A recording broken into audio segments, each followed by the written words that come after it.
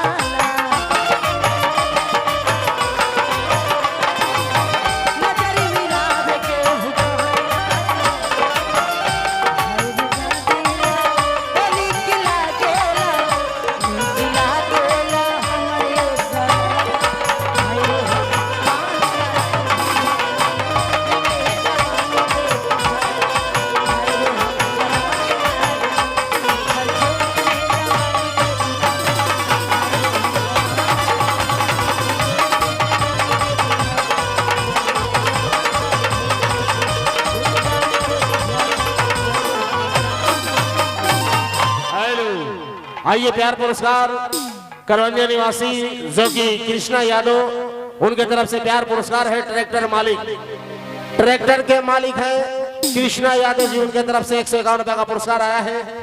मैं उन्हें तहे दिल से अभिनंदन करता हूं।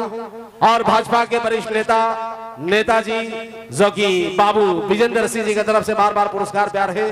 और हमारे मैनेजर जी पारो जी, हमारे सुल्तान साहब मेजर साहब जी के आदेश है कि पारो जी बोल दे कि समियाना में फायर ना हो। जी समियाना में फायर ना हो।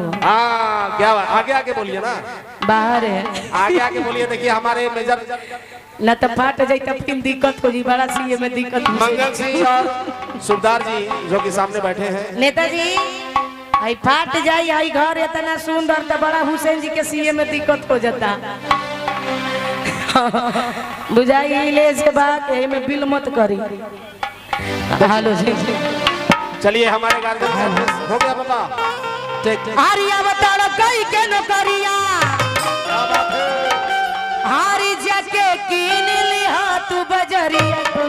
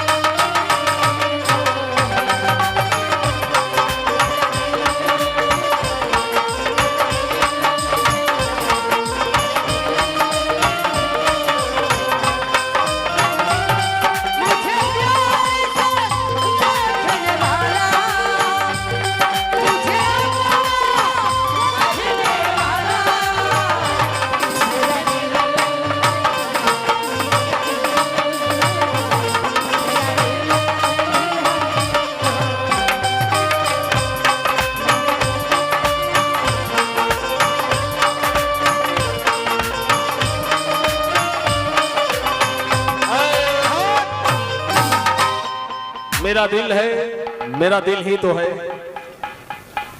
तो आइए इस गीत का कदर कर रहे हैं जो कि प्यारा सा पुरस्कार ये समियाना और स्टेज के मालिक